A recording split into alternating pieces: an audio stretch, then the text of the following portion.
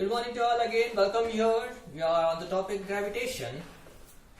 Earth is consistently applying the force of gravitation on all the objects. We have seen the force of attraction. We have seen by definition how is the force given by F is equal to G m1 m2 upon r square or h square, whatever distance may be. How is it inversely proportional to the distance square of the distance between the two particles?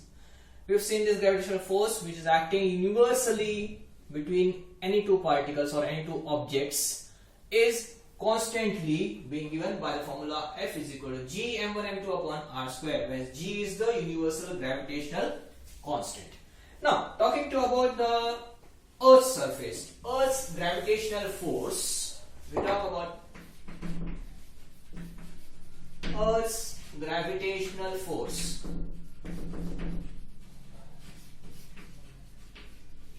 Here, the globe, this is the Earth. We see that any of the object, like that of the moon suppose, is bound to the Earth with the gravitational force. Also, this force is called a center seeking force. It's directed towards the center, right? Because the whole, if we talk about any of the objects, certain objects, there is a center of mass to all the objects, any object. Center of mass where all the mass is concentrated at a certain point inside the object. Inside, or some objects like that as a boomerang, the center of mass may be exterior to the object also. So let's say the center of the mass of this Earth we talk about, it is concentrated at the center of the Earth. So this is the center of the mass. So all the objects, whatever surrounding the Earth's atmosphere, even that of the moon like, these are attracted towards the center of this Earth. Okay, so whatever distance we talk about, suppose we take the center as the distance between the center till the surface. Let us take that it as r, that is the radius of the Earth. Okay, the object is at a height h above the Earth's surface. Okay, so this is the height of the object. So certainly the total distance, if I talk about between these 2 points, maybe it's represented by small r. This is a small r. What is the distance between the object and the Earth? So the distance is always calculated from the center, not from the surface exactly. So here, the height of the object, always some velocity, some force will be acquired by a body by means or the by taking into consideration its height above the surface of the Earth. So the potence or the potential energy, we know about the potential energy and kinetic energy, that energy is due to the position or the height of the object above the Earth's surface. Clearly. Now, what is this energy due to? Okay, if I have a rubber band, simple rubber band, deformed position, not stretched position, is there any energy in this band now? No. When I stretch the rubber band, I certainly feel some force which is trying to deform the rubber band. Okay, same way, here also, when the object is at certain height above the Earth's surface, it possesses potential energy, what we learned in the last year, right? This potential energy is possessed due to its height, by virtue of the height of the object above the Earth's surface. Now, what is the force that is pulling this object or giving this potential energy to the object? That is this gravitational force. Okay, this gravitational force is being pulling the objects towards it, and of course we can see the velocity of this. Okay, so here we can see the velocity. When I talk about velocity, what is it exactly? The speed. So we can talk in simple words. If any object is moving, what speed it is moving, that speed can be calculated. Here, as far as possible, if I even drop a small chalk and a duster. Right, they elevated from the surface of the earth at an equal distance, equal height suppose, and drop them simultaneously together. I observe, what is the observation? You find that the duster being heavier in its weight and chalk being lighter in its weight may vary the distance of falling on the surface of the earth.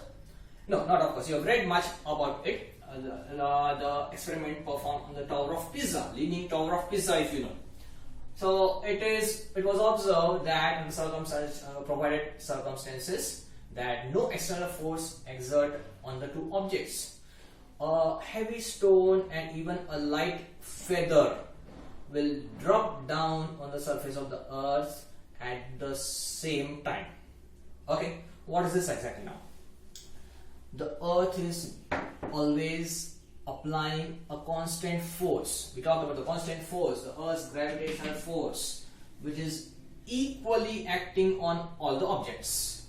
Okay, it is equally acting. Then how is it that the feather is falling later to the heavy stone?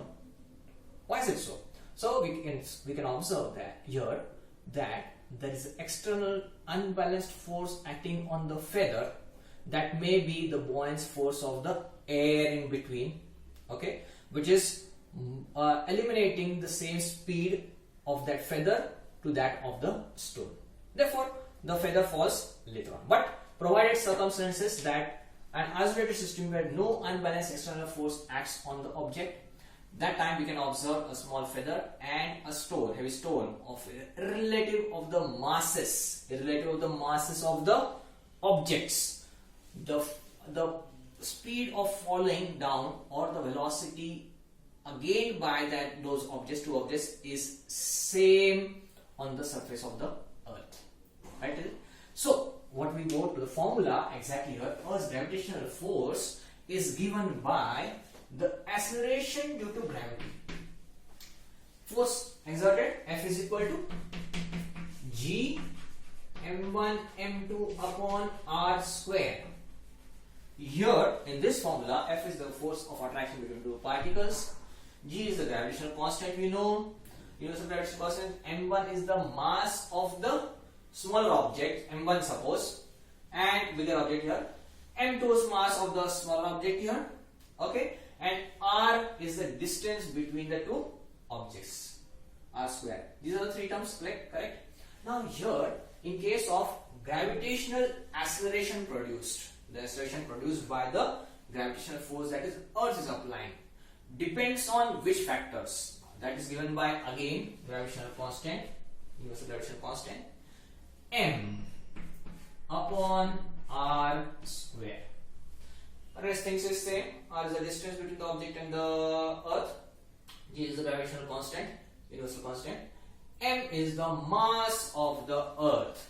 This capital M represents mass of earth.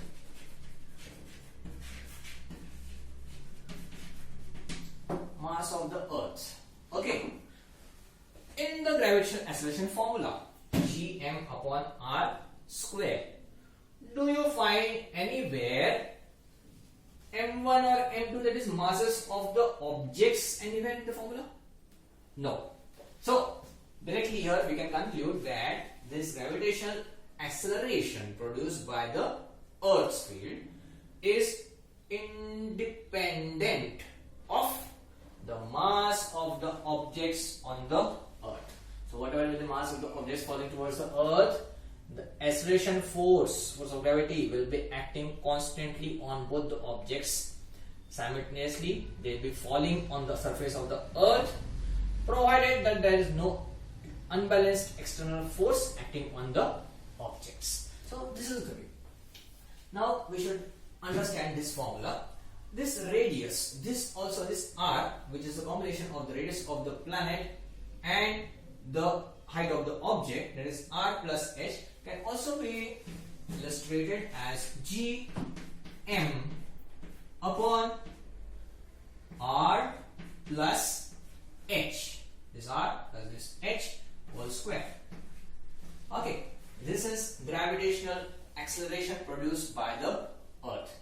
It is 9.8 meter per second square. We'll be deriving the value later simultaneously. We'll be doing it. At present, 9.8 meter per second square is the acceleration due to gravity produced, which is acting simultaneously or constantly on each and every object around it.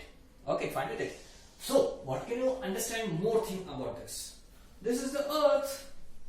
Earth is giving us the acceleration produced on it as gm upon r square, where m is the mass of the Earth.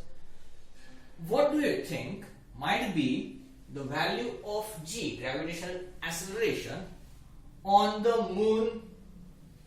Do you think about it? What would be? Would it be same as the force of attraction, gravitational force acting between any two objects in the universe is same, given by this formula? Is the formula for acceleration due to gravity produced by that planet can be given by this formula always? Think about it. Mass of Earth and mass of Moon, suppose. Mass of Moon is 1/6 to that of the Earth. Clear it? 1/6. So, here in the formula, this value of g will be always constant. Everywhere it will be same. 3 points. To recall the 3 points. Why? It is universal constant, capital G. To recall the 3 points again, I say, first of all, it is relative of the masses of the objects. Secondly, it is relative of the distance between the two objects, and also independent of the medium between the two particles, two objects. So G is universally constant. This value is same. The distance may vary wherever might be the object, or from the surface of the planet, whichever planet may be, the distance will be given as same r here. M is the mass of that planet or that object, like that of the moon. So the gravitational acceleration produced by any of the object will be given by the same formula, gm upon r square, small r square. Clear with it? So this is the gravitational force acting on objects or a planets or a body on the objects surrounding it. Okay, so depending only on the mass of that planet. So now, can you tell me one thing, that will the value of this small g, gravitational acceleration produced by Earth, be more than that of the moon? Certainly. Second thing, will the gravitational acceleration produced by Jupiter, suppose, will be more than that of the Earth? Think about what about Saturn, whose density is less than that of water. Will be more or less than that of the Earth. Okay, so think about this topic. Gravitational acceleration produced by the Earth will be different on different positions of on the surface of Earth. This is our next topic. So that will be thinking about it. Is it clear of the gravitational acceleration force of Earth? Fine with it. So to move on with the next topic here. Now we'll check that is this value of G same all over the surface of the Earth. Now tell me one thing. Is the Earth completely spherical? Do you understand with it? Is the globe completely same shaped on all its axes to all its latitude and longitude positions? Not, of course. We find that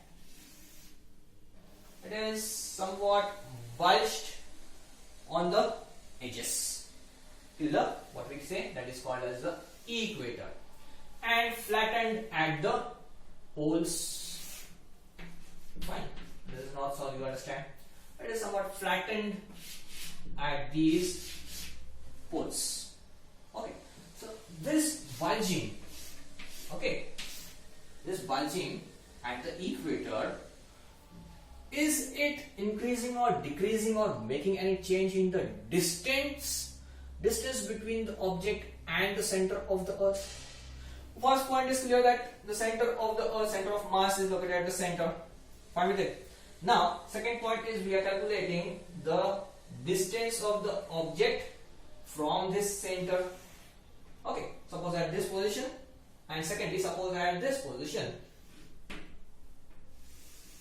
Will the distance vary at certain points from the surface of the Earth? Yes, not from the center. Center may be same, might be same. But when I talk about the surface, the surface is flattened at the poles and bulged at the equators.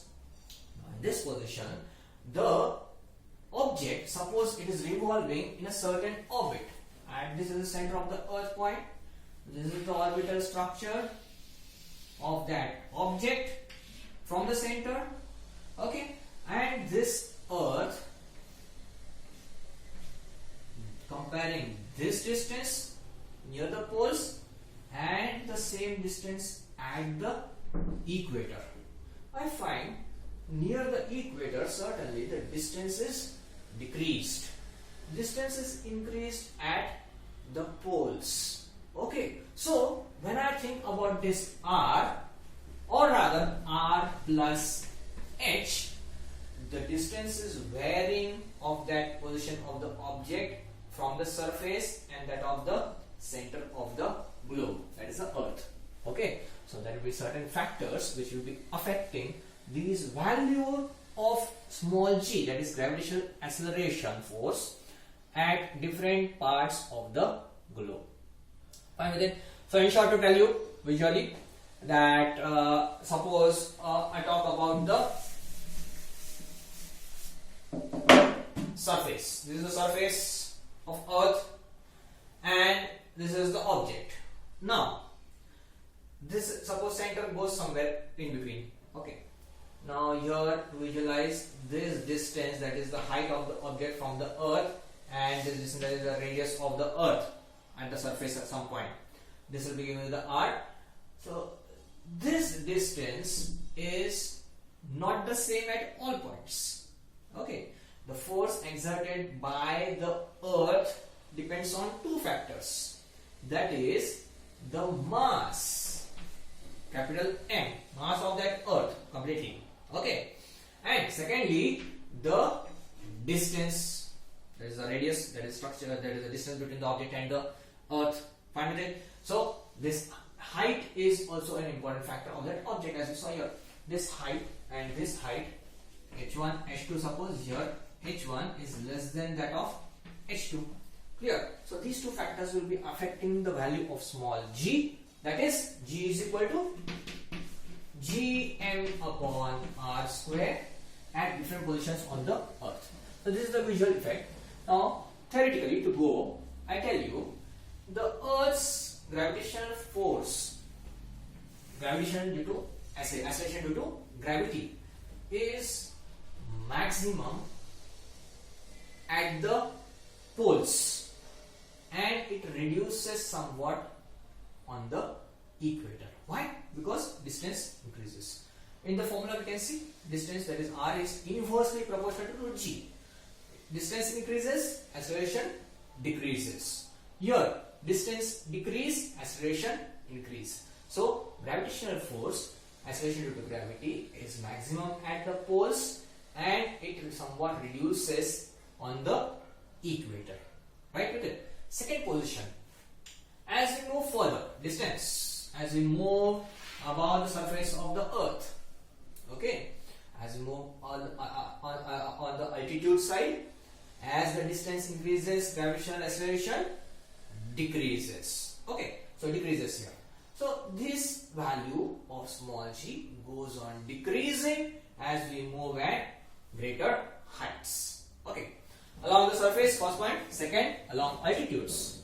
Third important thing, along the depth, in the deep inside. When I move deep inside towards the radius, towards the center of the earth. Now this is more interesting. Take into consideration. Now see diagrammatically, we know two factors, that is r, and secondly important, that is m. The mass of the earth is directly proportional to the gravitational acceleration. Clear? So now this is the earth, this is the center, right? Here gravitational acceleration less, here more. Will it be maximum on the surface of earth? Okay, have you gone through or have you slide over a slide, simple slide, Nasakundi? उस पर क्या होता है? As we move from the top, the speed gradually goes on increasing, that is velocity goes on increasing as we come near the surface of the earth. Same way about the parachutes, landing of the parachutes or landing of the rockets. That also you can see, as we move near the surface of the earth, the acceleration goes on increasing and hence the velocity of the object goes on increasing. So it is maximum at the earth. Impact at the point it touches the surface of the earth. Just before that, the acceleration or the velocity gained by the object is maximum. Okay, so here also it is increasing maximum. Now what do you think exactly? It should go on as it is moving near to the center. What should happen? Will it go on increasing or decreasing? Okay, here according to the formula, the radius distance goes on decreasing. Here gravitational acceleration goes on increasing. Okay, distance, that is r, surface from the surface of the earth. If we talk, this height is going on reducing. Okay, so gravitational acceleration force is increasing. Approximately 9.8 meter per second square. You can take out consideration. Now, but when it moves certainly below the surface of this earth, what is happening? Two factors are changing. What is it now? At this position, I have the value of r. I have certain value of m, that is mass of the earth. This much earth, contribution of the earth's mass at this surface, this point. Okay, this is m, suppose. Let's move at this position. At this position, what is it now? Here, is the r less than this r? Yes, r is reducing. But simultaneously, at this position, if I say this much is the contribution of the mass of the earth, which is contributing the acceleration force on that object. So, is it reducing or increasing? It's reducing. M also goes on reducing, the mass which goes on decreasing, the contributing mass of the earth at that point goes on decreasing. Hence, value of G goes on decreasing rather than increasing. That is the fact. So, as it moves down towards the center of the earth, the value of G also goes on decreasing. And at the center of the earth, what do you think? What might be the mass at this point?